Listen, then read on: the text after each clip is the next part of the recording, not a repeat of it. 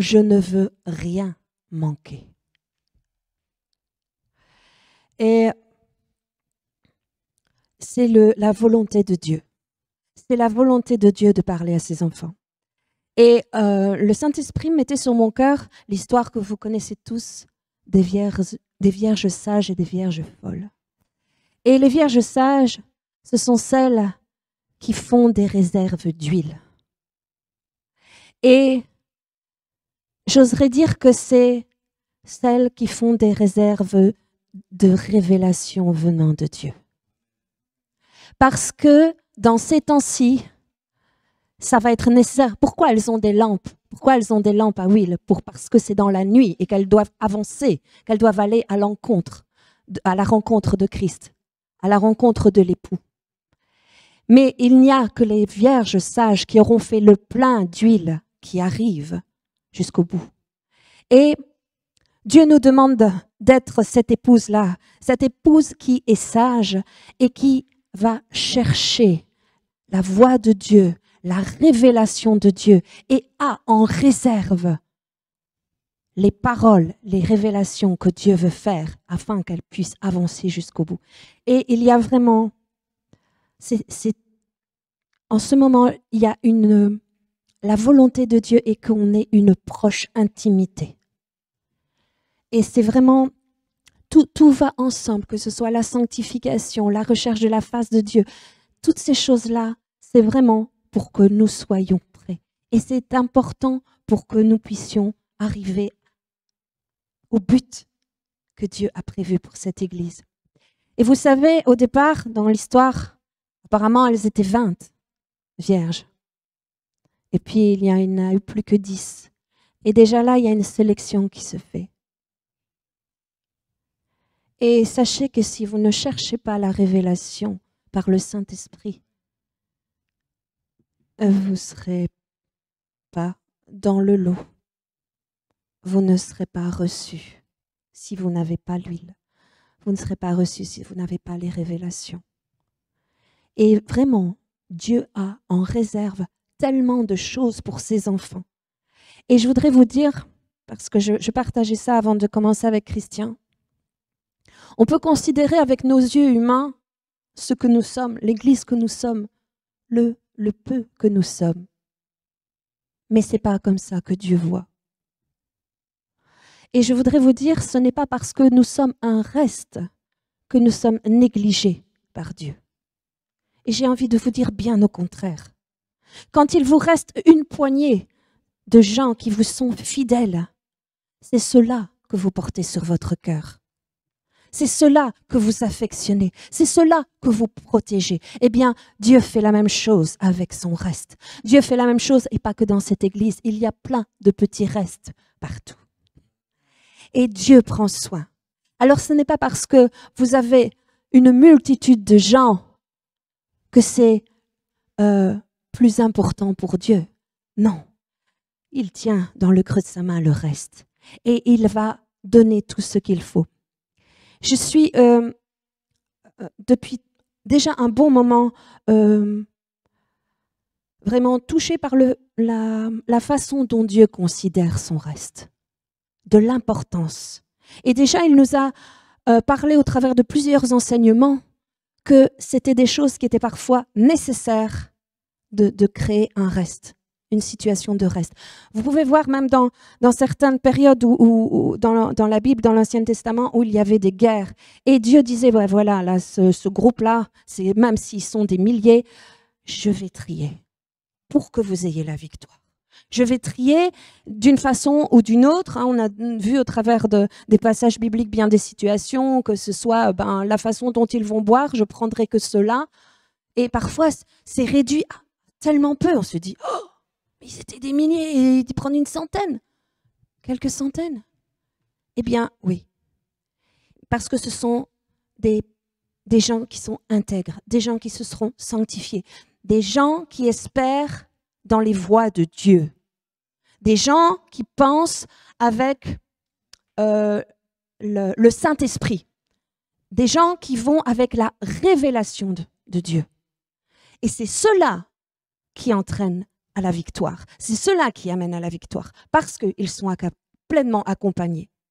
Ils ont fait le plein d'huile. Ils ont fait le plein de révélation. Et je voulais vous dire que vraiment, l'amour de Dieu pour nous, il est réel. Il est réel. Et nous sommes considérés. Ne dites pas « je suis pas assez ». Ne dites pas « oh, t'as vu ce qu'on est comme nom ». Non. Vous êtes précieux. Nous sommes précieux aux yeux de Dieu. Et Dieu va faire quelque chose avec le reste que nous sommes. Amen?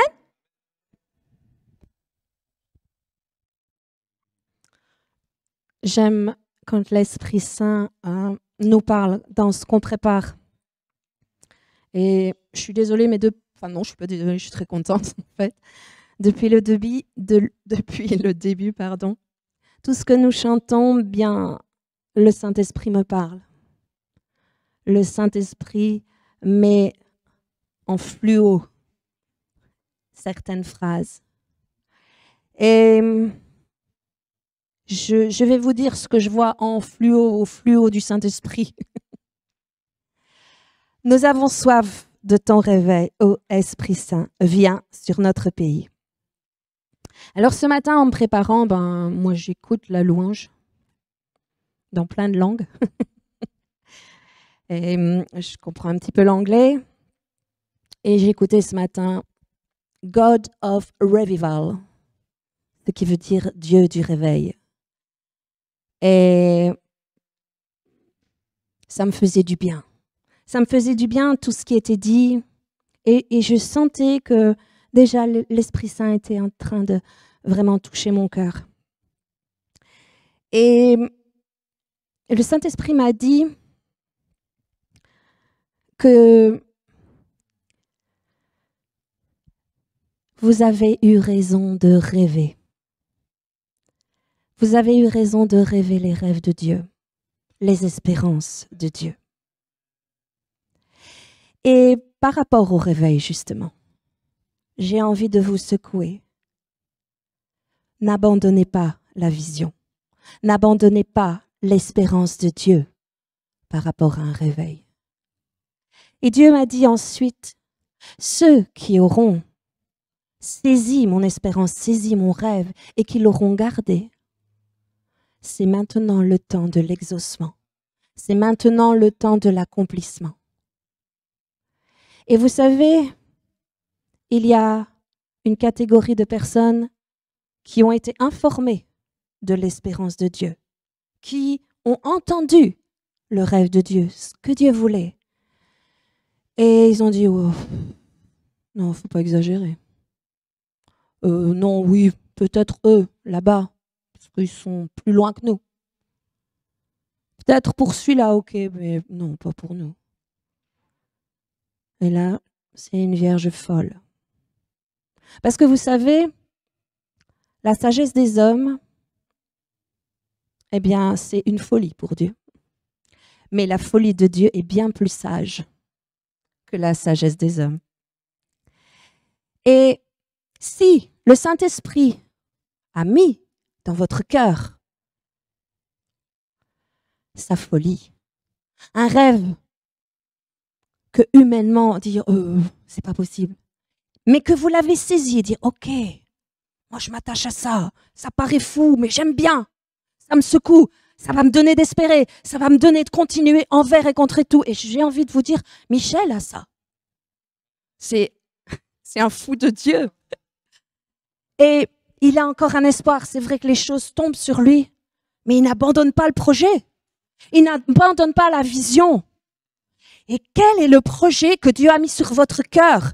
Quel est le rêve de Dieu qu'il a mis sur votre cœur? Et l'avez-vous abandonné?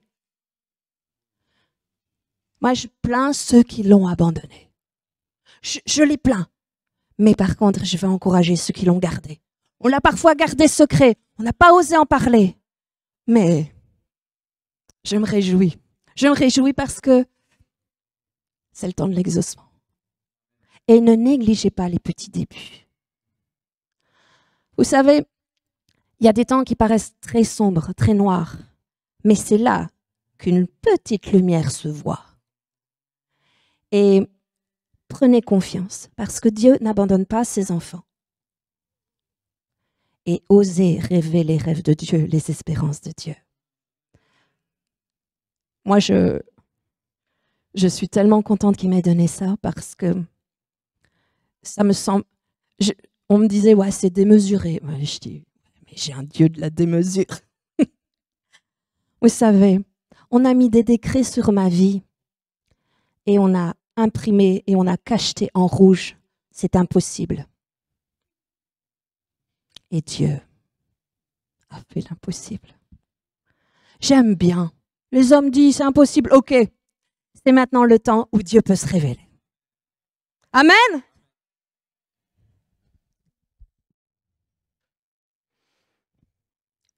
C'est pas fini.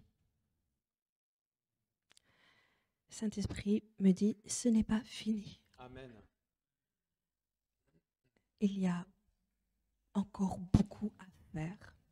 Et c'est marrant parce que j'avais en vision, on appelle ça en Belgique des lattes. Je sais qu'en France, on appelle ça une règle. Et vous avez des mesures, les centimètres et les millimètres qui sont frappés sur ces lattes. Et j'ai dû en acheter une toute petite pour mon fils, pour l'école, pour mettre dans sa trousse, donc quinzaine de centimètres. Et puis vous avez des lattes de 20, des lattes de 30, et j'en passe. Et oui, et les couturiers 1,50 m, et on en passe. Et en fait, vous ne pouvez donner une information sur la mesure. Ça résonne très fort, si on peut un petit peu baisser. Ouais, remettre comme avant. Merci. Vous m'entendez là encore? Non. Juste au-dessus de 3 ou 4. Un peu. Au-dessus de 4, je crois. 1, 2, 1, 2, 1, 2. Vous m'entendez? C'est bon là? Voilà. Vous ne pouvez donner une information sur une mesure, sur un point de repère, que sur la longueur de la latte. Au-delà, ce serait dans le flou. Et c'est comme si le Saint-Esprit me disait, bah voilà, pour certains, bah voilà, ils ont acquis et ils ont terminé. Ils se sont arrêtés à 15 cm et ils ne peuvent donner une information sur la mesure que jusque-là. D'autres, un peu plus. Mais il dit, ce n'est pas fini pour vous. Et là, le Seigneur m'a donné une vision de fou, parce que c'était le maître qu'on déroule là. Et ça, mais je disais, mais quand est-ce que ça s'arrête? Et au bout d'un moment, ça s'est transformé. Et je ne sais pas si vous avez déjà vu, maintenant, il y a des instruments de mesure laser qui vous donnent des distances presque infinies. Et c'est comme si je voyais ça. Il disait, voilà, vous n'avez pas fini parce que ce que vous avez vécu, toutes les expériences, tout ce qui jalonne l'existence de cette Église va informer les autres. Mais vous avez encore d'autres choses à informer, des mesures à informer, à donner une information. Mais continuez parce que ce n'est pas fini. Et je veux que vous puissiez informer bien au-delà. Donc, ce n'est pas fini pour cette Église. Elle va droit vers ce que Dieu veut qu'elle aille. Et je crois, je veux continuer de croire et d'espérer en ce réveil. On est dans le flou. Et on a chanté un chant avec l'océan. On disait, on ne sait pas trop où on va. Mais Seigneur, si tu es avec moi, c'est OK. Ça va, c'est bon pour moi. Et c'est ce qu'il faut se dire. OK, Seigneur. Mais comme vous ne connaissez pas le territoire où vous allez, comme vous ne connaissez pas l'endroit où vous allez, il est important d'être fixé sur le Saint-Esprit, d'être fixé sur Christ, de recevoir les informations, d'être plein de l'Esprit. Alors vous pourrez donner des informations aux autres. Vous ouvrez une voie. Hein? Vous êtes en train d'ouvrir une voie pour les autres. Amen. Mais c'est vrai que ce matin, je me suis levé à 4 heures et sans réveil. Donc c'est vrai que j'avoue que j'ai essayé de me rendormir un petit peu. Je me suis dit, bon, j'avais déjà travaillé un petit peu dans la semaine parce que c'est vrai que, comme je dis, je reviens sur la pression, entre guillemets, mais c'est une bonne pression. C'est parce que je pense que comme j'ai vraiment le souci de vouloir apporter ce que le Saint-Esprit veut amener au travers de moi, je suis un petit peu sous pression et je veux vraiment rechercher tout le temps la présence de Dieu. Et Et j'ai bien aimé tout ce qu'Agathe a apporté. Et dans la semaine, justement, je l'avais appelé. Dans la semaine, je lui ai envoyé un message. Et je lui ai dit, écoute, j'étais en train de regarder ça et là. Et, euh, et vraiment, il y a une phrase qui est venue dans mon cœur et qui me disait, et elle revenait à chaque fois, recevez mes instructions, recevez mes instructions, recevez mes instructions. Et elle ne me quittait pas. Et j'ai envoyé un message à Agathe pour lui dire ce que j'avais reçu. Et Agathe me rappelle du lendemain, je pense du lendemain soir. Et elle me dit, bah, écoute, elle dit, j'ai interrogé justement le Seigneur pour savoir qu'est-ce qu'il pensait à ce sujet-là. Et le Seigneur lui a montré par 2 fois. Elle lui a demandé 2 toisons, comme Gédéon avait demandé. Et par 2 fois, elle est tombée sur des passages qui exprimaient vraiment le fait de recevoir les instructions du Seigneur. Et j'étais encouragé parce que, en même temps, moi je pense que voilà, le Seigneur se sert, parce qu'aujourd'hui ça a parlé du domaine des instructions que le Seigneur donne, du domaine de la révélation. Et j'étais vraiment encouragé parce que je savais ce que je devais apporter, mais le fait qu'Agathe me dise ça, ça m'a aiguillé encore plus précisément. Et le Seigneur ne fait rien par hasard. Ne fait rien par hasard. Et justement, aujourd'hui, je voulais vous parler un petit peu de ça, du fait de recevoir les instructions du Seigneur, surtout pour ce temps-ci. Parce que nous sommes vraiment dans des temps difficiles. Et au point de vue naturel, dans le monde, on voit que ça continue de s'accélérer dans la difficulté. Et on sait que nous avons déjà parfois des soucis autour de nous, mais avec ce qui vient s'ajouter dans le monde, c'est vrai qu'on va avoir des temps difficiles. Mais le Seigneur, il a dit de toute façon, moi je suis là. Et c'est ce que je voulais aussi vous encourager ce matin, parce qu'au travers de tout ce qui a été amené, j'étais vraiment heureux parce que le Seigneur n'en a pas fini avec cette Église. Et justement, je voulais vous parler en intro, justement, d'à la base des conséquences quand les instructions de Dieu n'ont pas été écoutées, n'ont pas été appliquées. Et ça s'est passé, les premières instructions que Dieu avait données, c'était justement dans Genèse, quand il s'est adressé à Adam, et qui lui a dit qu'il pouvait prendre tous les fruits du jardin, mais celui qui avait l'arbre de la connaissance du bien et du mal, il ne pouvait pas, c'était interdit. Et dans Genèse 3, 1 à 3, il dit « Le serpent était le plus rusé de tous les animaux des champs que l'Éternel Dieu avait fait. Il dit à la femme, Dieu a-t-il réellement dit, vous ne mangerez pas de tous les arbres du jardin? La femme répondit au serpent, nous mangeons des fruits des arbres du jardin, mais quant aux fruits de l'arbre qui est au milieu du jardin, Dieu a dit, vous n'en mangerez pas et vous n'y toucherez pas de peur que vous ne mouriez. Mais la chose qu'il y a eu, c'est que malheureusement, les instructions n'ont pas été écoutées à la lettre à cause de l'ennemi. L'ennemi est venu et il a déjà d'abord semé le doute. Il lui a dit, Dieu a-t-il réellement dit? Donc déjà le doute était semé. Et ensuite la confusion, vous serez comme des dieux connaissant le bien et le mal. Alors que ça, c'est un mensonge et on sait que c'est le père du mensonge. Et justement, je voulais vraiment que personne ne se fasse ravir ce que le Seigneur a mis sur son cœur, les instructions qui ont été révélées. Parce que à ce moment-là, sinon, si on laisse l'ennemi commencer à nous faire douter, alors à ce moment-là, ça s'évanouit. Il ne faut pas laisser vraiment l'ennemi nous ravir ça. Et d'ailleurs, il y a même un verset dans Matthieu, quand je crois que c'est Pierre, parce que c'est vrai que j'ai pas la. Je crois que c'est Pierre, et quand il marcha sur l'eau. C'était Pierre, hein, je pense. Et donc, il a eu aussi la même pensée. Il a dit, Seigneur, commande que je vienne vers toi. Et il lui a dit, viens. Il lui a donné cette instruction. Il lui a dit, viens. Il a commencé à marcher. Et d'un coup, il y a eu le vent qui est monté, tout ça. Et j'aurais bien aimé savoir de quelle pensée il était animé à ce moment-là. Parce qu'il a douté. Il a douté. Donc, il n'avait pas suivi les instructions que Jésus lui avait données. Et il a eu le doute et malheureusement, il a commencé à couler. Et puis, le Seigneur l'a rattrapé par la tignasse et on connaît la suite, quoi. Et ce que je voulais dire par là, c'est que justement, les conséquences de ne pas écouter les instructions de Dieu ont coûté cher pour l'humanité parce que, à cause de cela, tous nous avons été privés de la gloire de Dieu. Vous imaginez les conséquences des instructions qui n'avaient pas été écoutées et mises en pratique. Et d'ailleurs, donc d'Adam jusque Noé, Dieu s'était repenti d'avoir fait l'homme et il a voulu les exterminer, quoi. Donc ça a vraiment été, ça a été terrible, ces instructions qui n'ont pas été mises en pratique. Donc moi vraiment, je nous encourage à vraiment, ici, dans ces temps-ci, de recevoir les instructions du Seigneur. Mais pour les recevoir, il faut prier, il faut intercéder, il faut rechercher, il faut demander. Le Seigneur a dit, si vous demandez de tout votre cœur, vous recevrez. Si vous frappez à la porte, on vous donnera. Et je pense que dans le domaine de l'instruction, de la révélation, on doit réclamer au Seigneur.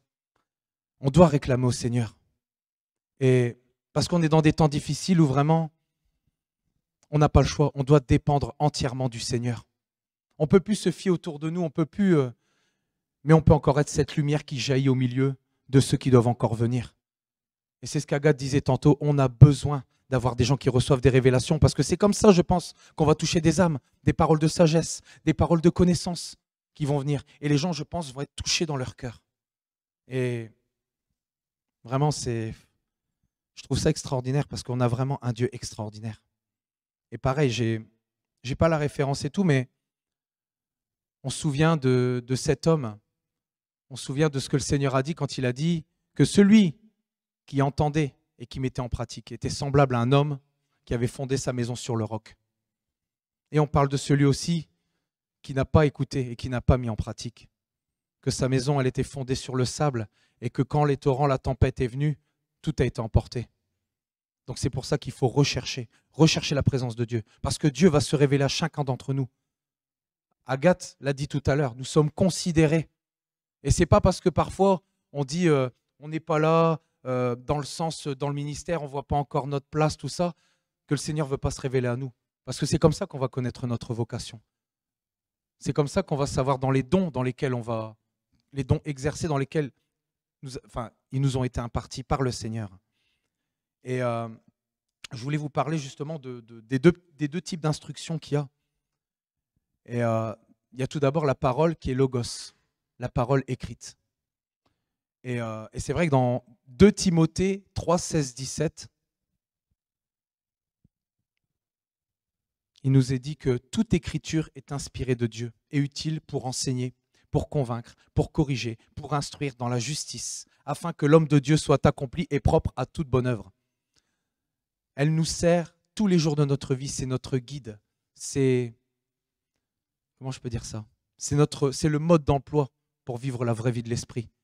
Et elle nous donne vraiment on l'appelle aussi l'épée de l'esprit. C'est justement tout à l'heure, ça m'est venu, j'ai dû griffonner un petit peu.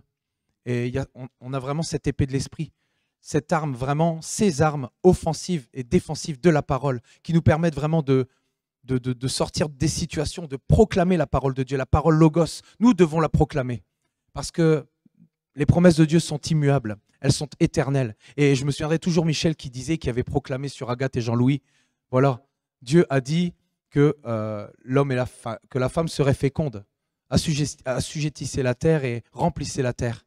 Et c'est ce qui s'est passé. 3 enfants, je trouve ça extraordinaire. Et c'est en proclamant la parole logos, la parole de Dieu, que c'est arrivé, quoi, parce que Dieu fait des promesses. A beaucoup de promesses. Et non seulement ça, mais en fait, la parole de Dieu nous permet vraiment de suivre la loi, les commandements, parce que on sait que Jésus est venu non pas abolir, mais accomplir. Et nous aussi, on accomplit la loi, mais au travers du Saint-Esprit, parce qu'il nous purifie, il nous sanctifie. Et nous pouvons justement accomplir la loi et les commandements grâce à ça. Ensuite, il y a aussi le fait c'est des exemples que je donne pour la parole logos, de prier les uns pour les autres, de nous aimer les uns les autres, du fait de l'unité, de ce que j'ai parlé la semaine dernière, qui a vraiment une partie prenante, une partie primordiale dans la parole de Dieu, du fait de l'unité. Et Roby nous en a parlé tout à l'heure. De faire des nations des disciples, parce qu'on n'a pas fini avec ça. Il avait donné ses instructions à ses disciples. Et il a dit que nous aussi, on devait faire des nations des disciples. Et on doit continuer de témoigner. Et la parole de Dieu vraiment nous permet à chaque fois de nous recentrer. C'est notre guide écrit. Et même quand nous sommes dans l'épreuve. Quand nous sommes dans l'épreuve, parfois on ouvre la parole de Dieu et Il y a la parole logos qui devient réma. Il y a aussi la parole logos qui devient réma, une parole révélée. Et qui te dit, voilà, je suis avec toi. C'est un exemple que je donne. Ou pour la sanctification. Des fois, moi je sais que des fois, je dis, Seigneur, moi je veux me sanctifier. Je veux vraiment être pur, je veux vraiment avancer. Parce qu'il n'y a que comme ça qu'on pourra avoir cette délégation d'autorité. De plus en plus, pour ce réveil qui vient. Ça passe par la sanctification. C'est obligé, obligé. Ce que Dieu veut, c'est notre sanctification. Et parfois, il nous amène des convictions. On lit la parole et on dit, tiens, hop, c'est la parole logos qui devient réma. Et on prend cette conviction et on sait que voilà, c'est ça que le Seigneur veut que ça dégage de nos vies, quoi, par son esprit. Et comme je disais tout à l'heure, nous devons aussi la proclamer. Ah Seigneur. Et que ce soit aussi, la parole est faite pour exhorter, encourager. Et on doit s'en servir tous les jours de notre vie. Moi, je pense qu'on ne lit pas assez notre parole. Je parle de moi en premier, mais c'est de plus en plus, de plus en plus. Et je me rends compte qu'il y a tellement de merveilles dans la parole de Dieu. Je ne sais pas pour vous, mais c'est vraiment extraordinaire, je trouve. Et après, concernant les instructions, il y a l'instruction de la parole réma. Et dans Romains 10, 17, il est dit, « Ainsi, la foi vient de ce qu'on entend, et ce qu'on entend vient de la parole de Christ. » Et j'ai été chercher parce que je me suis dit, tiens, la parole de Christ, c'est vrai qu'on peut parler de parole logos, réma. Et j'ai été dans la Bible version Martin, et elle dit, la foi est donc de l'ouïe, et l'ouïe par la parole de Dieu. Donc, on parle vraiment de cette parole révélée, donc on parle du réma. Et justement, je voulais faire une petite parenthèse par rapport à Michel, parce que je sais que voilà, beaucoup le connaissent, mais beaucoup ne le connaissent pas bien. Et moi, ce qui m'avait marqué, justement, Dieu ne laisse pas tomber le juste. Il est juste, il est intègre, et Dieu lui a fait des promesses en 1975. Moi, je me souviendrai toujours quand il a dit qu'il était rentré comme dans une boule de feu. Et il était vraiment animé, et Dieu l'avait appelé à un réveil, à être un homme de réveil. Et je me souviendrai toujours, il y a à peu près 8 ans en arrière, il m'a dit, voilà, moi le Saint-Esprit il m'a dit qu'il me laissait encore 12 ans pour mon ministère. J'ai calculé, c'est 80 ans. Donc il n'a pas 80 ans. C'était encore 3 ou 4 ans. Et je me raccroche à ça, c'est ce que je disais à Roby la dernière fois, que moi je me raccroche vraiment à ces promesses que Dieu a faites. Non, pas seulement pour Michel, mais pour cette assemblée, pour cette église, parce que Dieu n'en a pas fini. Et je vous demande de vous raccrocher à ces promesses qui ont été faites à Michel, parce que ça a de la force, ça a de la puissance de proclamer. Parce que les promesses de Dieu sont immuables. Et je voulais apporter ce petit témoignage, entre guillemets. Et c'est vrai que je disais tout à l'heure que parfois, on dit qu'on n'a pas trouvé notre place, qu'on est petit, qu'on est ceci, qu'on est cela, mais non, il n'en est rien, parce que Dieu veut se révéler à tout le monde. Et si je prends l'exemple de Gédéon, dans un des versets, il lui dit comme ça, « Ah mon Seigneur, avec quoi délivrerai-je Israël ? Voici ma famille est la plus pauvre en Manassé, et je suis le plus petit dans la maison de mon père. » Vous imaginez, Dieu se sert des choses folles pour confondre les sages. Dieu se sert des choses faibles pour confondre les fortes. Et il va se servir de nous. C'est vrai que nous pouvons avoir l'air faible comme ça, c'est ce que Agathe disait tout à l'heure, mais c'est quand je suis faible que je suis fort. Et Dieu va se servir de nous pour ces temps-ci. Et c'est pour ça que je voulais vraiment prendre cet exemple, parce qu'il faut s'imaginer que quand il est venu contre Madian, ils ont fini à 300 contre 135 000. C'est quand même, moi, je trouve extraordinaire. Je trouve vraiment ça extraordinaire. Et c'est vrai que je le sais, mais le fait de voir ça, je trouve ça vraiment extraordinaire. Et même David, si on prend David, à un moment donné, il y a un verset qui dit « Et l'Éternel dit à Samuel, ne prends point garde à son apparence. » On parlait d'un des plus grands enfants je ne reviens plus sur son prénom, du papa de David. Et dit, ne prends point garde à son apparence et à la hauteur de sa taille, car je l'ai rejeté. L'Éternel ne considère pas ce que l'homme considère. L'homme regarde à ce qui frappe les yeux, mais l'Éternel regarde au cœur. Et c'est ce que j'expliquais la semaine dernière avec l'unité. C'est que Dieu regarde le cœur, la disposition de cœur. Et je pense que c'est comme ça que nous aurons les instructions de Dieu, que Dieu va se révéler à nous. On n'a pas besoin d'être grand, d'être machin. Sans le Seigneur, de toute façon, on n'est rien du tout. Mais avec le Seigneur, on l'a chanté tout à l'heure, c'est lui qui va nous rendre capables. C'est lui qui va nous rendre capables pour faire ce qu'on a à faire. Amen. Et justement, je parlais d'un homme juste et intègre, un dernier, je pense, avant-dernier petit témoignage dans la parole de Dieu, qui nous parle vraiment des instructions qui ont été données. Parce que nous savons que Gédéon a reçu ces instructions et il a mené ça à la perfection selon le cœur de Dieu. David aussi. Et dans Genèse aussi, on parle de Noé. Noé, c'était vraiment celui qui a empêché la destruction complète de l'humanité. On dit que Noé était un homme juste et intègre. C'est vrai que je parlais à Michel tout à l'heure comme ça. Dans son temps, Noé marchait avec Dieu. Quand on dit Noé marchait avec Dieu, c'est que Dieu se révélait à lui. Il avait un plan pour lui. Et il lui a donné, dans le moindre détail, de construire un bateau, donc en 120 ans à peu près. Donc 120 ans. Donc il faut s'imaginer le partenariat avec Dieu. Et encore, lui, il a vécu presque un millénaire. Un bateau qui faisait 144 mètres de long, 24 mètres de large et 14 mètres de haut. Le moindre détail lui a été donné pour qu'il le construise. Et je me dis, waouh, les instructions que nous recevons, elles peuvent être vraiment dans le naturel comme pour le bateau ou dans le spirituel. Et c'est ça que je me disais, on peut vraiment avoir ce partenariat en tout temps, que ce soit ici, que ce soit à la maison, que ce soit au travail. Moi, je sais que des fois, quand je suis au travail, même si je connais mon boulot, des fois, je dis, oh, Seigneur, on fait quelque chose parce que là, je vais casser la machine, quoi. Et d'un coup, je ne sais pas pourquoi, ça se passe. Je me demande pourquoi, pas de logique. Et je rends grâce à Dieu. Parce que je sais que, voilà, il est là en toutes choses, il est là pour nous. Mais nous devons rechercher, nous devons prier et réclamer. Nous devons réclamer. Il est notre appui, il est notre secours, il est tout pour nous. Et je voulais enfin vous parler de Paul. Quelqu'un qui a persécuté les chrétiens. Quelqu'un qui était très très loin. Et il y a eu, sur le début, c'est vrai qu'ils ont eu du mal à lui faire confiance, mais après, c'est venu tout de suite parce qu'ils ont vu que Dieu agissait en lui. Et je vais encore une fois parler des instructions qu'il avait reçues. Parce que s'il n'avait pas reçu ces instructions, ben, l'Europe, tout ça, n'aurait pas été évangélisé. Il est venu vers les païens. Il est venu vers les païens. Si jamais il n'avait pas reçu cette instruction, eh ben, il y aurait eu des conséquences dramatiques pour nous.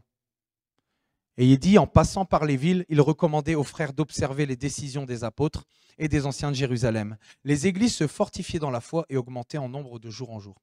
Ayant été empêchés par le Saint-Esprit d'annoncer la parole en Asie, ils traversèrent la Phrygie et le pays de Galatie. Arrivés près de la Mysie, ils se disposaient à entrer en Bithynie. Mais l'Esprit de Jésus ne le permit pas. Ils franchirent alors la Mysie et descendirent à Troas. Pendant la nuit, Paul eut une vision. Un Macédonien lui apparut et lui fit cette prière. « Passe en Macédoine, secours-nous. » Et là, encore une fois, on voit que Dieu a donné ses instructions. Et nous devons suivre ces instructions à la lettre. Parce que si nous ne les suivons pas, ça peut être dramatique pour ceux que nous allons toucher ou pour nous-mêmes. Nous devons recevoir ces instructions. Amen. Et ben justement, je parlais tout à l'heure, je devais en parler maintenant, de tout ce qui était au niveau des instructions que nous recevons. Par exemple, moi, des fois, une semaine sur deux, je prépare la louange. Et c'est vrai qu'à chaque fois, j'essaye de me centrer. Et c'est vrai qu'il faut, comme on dit, d'entrer dans sa chambre, fermer la porte, s'enfermer. Mais c'est aussi bien dans le naturel que dans le spirituel. On doit faire abstraction de toutes les pensées qui peuvent venir. Parce que le premier domaine de combat, c'est le terrain des pensées. Et si on n'arrive pas à justement se dégager de tout ça, vous voulez un bon moyen, prier en langue. La prière en langue est très efficace quand on est assailli dans nos pensées. Des fois, ça met du temps, mais il faut persévérer. Et quand je prépare les chants, tout ça, je sais que je reçois ces instructions. D'ailleurs, pour aujourd'hui, quand j'ai reçu ça, que ce soit avec Agathe et tout, j'étais tellement, tellement encouragé. Je me suis dit, merci Seigneur, merci Seigneur. Agathe qui confirmait. Je trouvais ça extraordinaire. Nous avons écouté ces instructions. Et nous allons continuer de les mettre en pratique. Parce que c'est ce qu'il faut. Et je voulais parler d'une autre chose aussi, c'est d'avoir du discernement. Et il y a un verset qui est 1 Jean 4, 1, 2. D'ailleurs, petite parenthèse, on peut se demander de qui le monde tient-il ces instructions. Mais on le sait très bien que ça vient de l'ennemi. Et je voulais juste faire une petite parenthèse. Parce qu'avant de rencontrer le Seigneur, je m'étais intéressé au plan de l'ennemi. Et c'est comme ça, en fait, que je suis venu au Seigneur. C'est parce que j'ai vu qu'il y avait Satan qui existait bel et bien. Et que je me suis dit, bah, s'il y a le mal, il y a le bien. Et ça s'est enchaîné avec une personne qui m'a fait rencontrer le Seigneur. Et il y a des personnes dans nos chefs d'État, dans le passé, qui reçoivent aussi leurs instructions. Moi, sans citer des présidents américains, le matin, ils se levaient et il y avait un président américain avec son épouse, ils faisaient des séances de spiritisme pour recevoir leurs instructions. Parce qu'il ne faut pas croire, Satan a ses disciples. Satan a ses disciples. Mais nous, c'est pour ça que nous devons agir, parce que eux, ils continuent de le faire impunément. Et nous, enfants de Dieu, nous devons contre-attaquer, parce qu'ici, nous sommes, comme le disait Aga tout à l'heure, nous sommes vraiment dans des ténèbres sombres et tout. Et nous devons vraiment être cette petite lumière qui va se voir. De toute façon, ça va faire plein de petites lumières parce qu'il y a plein de restes partout. Et nous devons continuer vraiment de persévérer et de recevoir les instructions du Seigneur. Et quand je parle du discernement, voilà, quand je parle du discernement, il dit, bien-aimés, n'ajoutez pas foi à tout esprit, mais éprouvez les esprits pour savoir s'ils sont de Dieu, car plusieurs faux prophètes sont venus dans le monde. Reconnaissez à ceux-ci l'Esprit de Dieu. Tout esprit qui confesse Jésus-Christ venu en chair est de Dieu. Et dans la Bible, version Semeur, le dernier verset dit, les versets disent, mais attention, mes chers amis, ne vous fiez pas à n'importe quel esprit. Mettez les esprits à l'épreuve pour voir s'ils viennent de Dieu, car bien des prophètes de mensonges se sont répandus à travers le monde. Donc c'est ça, il faut mettre les esprits à l'épreuve. Comment le faire? Par rapport à la parole de Dieu. Prier, méditer et par la parole de Dieu. C'est ça qui va nous amener le discernement. C'est ça qui va. D'ailleurs, il y a un proverbe qui dit, moi la sagesse, j'ai pour demeure le discernement et je possède la science de la réflexion. Nous devons méditer. Si nous recevons quelque chose, nous devons vraiment l'éprouver par la parole de Dieu. Qu'est-ce que cette pensée nous dit? Quel esprit anime à ce moment-là? C'est pour ça qu'il faut vraiment méditer avant d'apporter quelque chose et le soumettre à l'autorité, à Michel, à Roby, avant de donner quoi que ce soit. Parce qu'il faut d'abord que ce soit éprouvé. D'accord? Amen? Amen? Non? Ah ben tu peux venir si tu veux apporter. Ok. D'accord? Et que ce soit vraiment, comme je disais en dessous, que ce soit vraiment en conformité avec la parole de Dieu. Parole de justice. Et enfin, non, pas enfin, mais presque, on va parler du fait, vraiment, pour recevoir les instructions, on va revenir à la base, c'est l'abandon de soi. On l'a chanté tout à l'heure, je m'abandonne, je me soumets. Et ça parle vraiment de cette soumission à l'esprit. Parce que quand le Seigneur, il dit, dans Matthieu 11, 29, il dit, prenez mon joug sur vous et recevez mes instructions.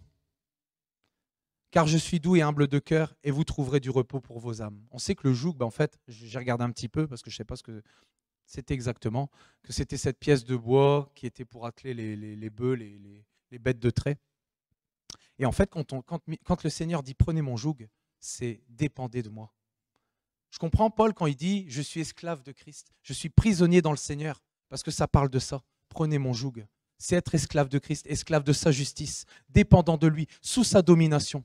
C'est ça que Paul dit quand il dit qu'il est prisonnier dans le Seigneur et esclave du Seigneur. Et recevez mes instructions.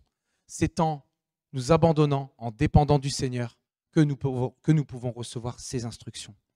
Et dans 2 Corinthiens 4, 11 et 12, il est dit « Car nous qui vivons, nous sommes sans cesse livrés à la mort à cause de Jésus, afin que la vie de Jésus soit aussi manifestée dans notre chair mortelle. Ainsi, la mort agit en nous et la vie agit en nous. » En fait, c'est ça.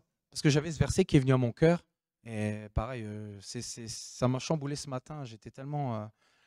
Et ce verset est venu et j'ai été voir. Et c'est vrai que voilà, pour résumer, si la mort agit, la vie agit. Donc si la mort à nous-mêmes agit, si nous nous sanctifions, que nous sommes obéissants au Saint-Esprit, que nous sommes soumis à l'Esprit Saint, que nous poursuivons ce cheminement de sanctification en sanctification, que nous poursuivons cette conformité à Christ, que nous voulons lui ressembler de gloire en gloire en gloire, et bien alors là, nous allons encore plus recevoir de révélations, d'instructions, plus de présence, plus de délégation d'autorité. Et je ne sais pas pour vous, mais je trouve ça extraordinaire. C'est logique en fait. C'est logique. C'est logique. La parole de Dieu est radicale, mais c'est normal. C'est normal. Parce que c'est où tu es avec Dieu, où tu es avec Satan. Il n'y a pas de juste milieu. Et il est dit aussi que voilà, celui qui veut suivre le Seigneur, il doit renoncer à lui-même. Il dit que celui qui voudra sauver sa vie la perdra, mais celui qui la perdra à cause de moi la trouvera. Donc, ne pas regarder en arrière. Toujours regarder en avant pour saisir Christ, saisir sa volonté. Parce que celui qui regarde en arrière n'est pas propre au royaume de Dieu. Ça, on le sait. C'est la Bible qui nous le dit. C'est le Seigneur qui nous le dit. Et je voulais vous dire une petite parenthèse par rapport à mon passif. Quand je venais ici au début et que j'avais le cœur léger, je dirais, je n'avais pas une bonne disposition de cœur. Et je m'en rends compte parce que je le suis maintenant. Mais le Seigneur, je voyais qu'il n'aurait jamais investi en moi parce que je ne me sanctifiais pas. Il n'y avait aucun cheminement de sanctification en sanctification. Et de ce fait-là, on replongeait dans la vieille nature tout le temps. Et c'est pour ça que le cheminement de sanctification, vraiment, doit être fait dans nos vies. Parce qu'ici, je pense qu'avec le mouvement qui vient, avec cette pluie de l'esprit, avec ce réveil, ça ne laissera plus place à ceux qui ne se sanctifient pas. Parce que la parole nous dit bien que celui qui se sanctifie encore. Mais que celui qui se souille encore.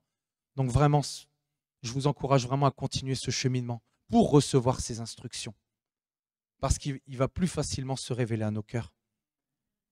Et enfin, un dernier petit paragraphe qui nous dit que Dieu parle encore aujourd'hui. Et dans Job, c'est vrai que je suis tombé dessus ce matin aussi, à chaque fois je suis ébahi, mais le Saint-Esprit conduit toujours bien les choses.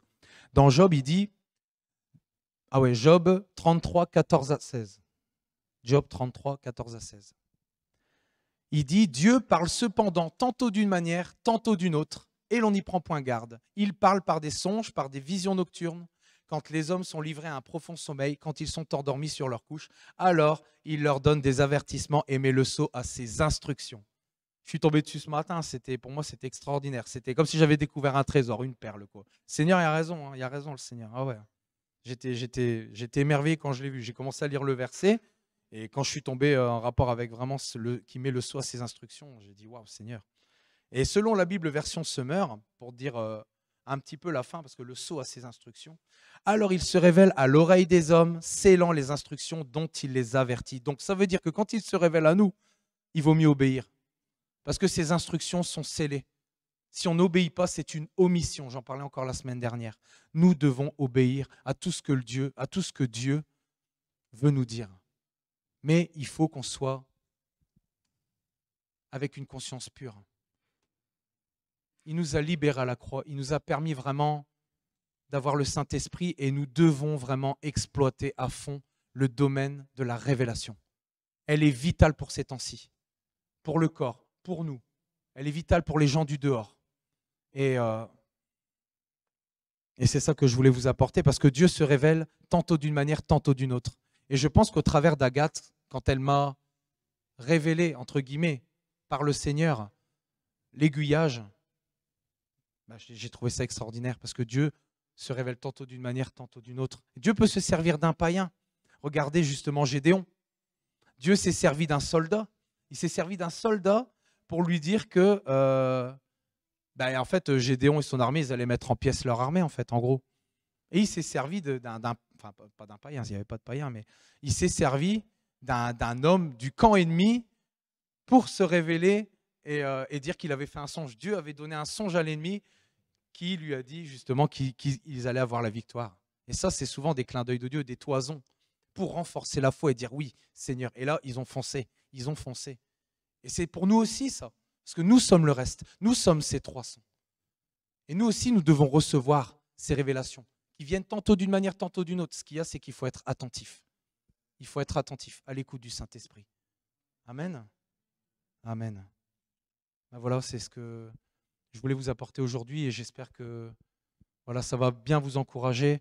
Et vraiment, il faut vraiment rechercher dans le domaine de la révélation parce que c'est vital pour ces temps-ci, pour le réveil. Amen. Vous êtes d'accord que je prenne 2 petites minutes ? Je veux vraiment insister sur juste ce qu'il vient d'apporter à la fin, que la révélation de Dieu peut venir tantôt d'une manière, tantôt d'une autre. Il y en a beaucoup qui s'excluent de la possibilité d'une révélation dans leur vie. Ça, pour certains, ça semble compliqué, mais non, Dieu me parle pas à moi. Moi, j'ai pas des trucs comme ça. J'ai envie de vous dire si. Vous avez reçu des révélations, mais seulement vous n'avez pas mis le mot dessus. Et moi, j'ai déjà eu plusieurs personnes qui sont venues me témoigner simplement d'une expérience dans leur vie et dit et j'avais ce chant qui me revenait et je le chantais parce que ça me faisait du bien. Elle est là. Elle est là, la révélation. C'est des situations aussi simples que ça. C'est à ce moment-là où vous recevez, ou parfois vous avez une phrase qui résonne. Mais pourquoi j'ai ça et ça frappe votre esprit, ça frappe votre cœur. C'est ça, la révélation. Il ne faut pas vous attendre à tomber. C'est aussi simple que ça. Il faut être naturellement spirituel. Et pas avoir l'impression d'être en transe ou quoi que ce soit. Non. Le Saint-Esprit parle à l'homme d'une façon très simple. Et si votre cœur est ouvert, si votre esprit est ouvert, les révélations viennent. Et je voulais vous parler parce que quand il m'a envoyé donc, le message en disant « Écoute, j'ai ça sur le cœur et c'est recevez mes instructions ». Bon, j'ai dit ok, il a reçu ça. Seigneur, qu'est-ce que tu en penses? Et puis bon, hein, vous avez eu l'histoire, je ne vais pas rappeler ça. Et je suis allée voir. Je suis allée voir tout simplement dans le dictionnaire. Instruction. Et vous savez ce qui est marqué dans la définition la plus simple? Action d'enrichir et de former l'esprit. Ça, action d'enrichir et de former l'esprit. Instruction. Alors j'ai dit, moi, je vais voir le reste. Il n'a pas dit écoutez mes instructions. Il a dit recevez mes instructions. Je vais voir recevoir. Et la définition de recevoir, c'est être mis en possession. Être mis en possession, c'est-à-dire que vous avez acquis quelque chose. Écoutez, on sait ce que ça donne, hein, surtout chez les enfants, par exemple. Écouter d'une façon distraite. Mais recevoir, c'est déjà posséder. C'est avoir quelque chose de plus. Donc, recevez mes instructions. Et vous avez été mis en possession de l'action qui a enrichi et qui forme votre esprit. C'est bien, hein? Amen. Ouais. Bon dimanche à tous et à dimanche prochain alors.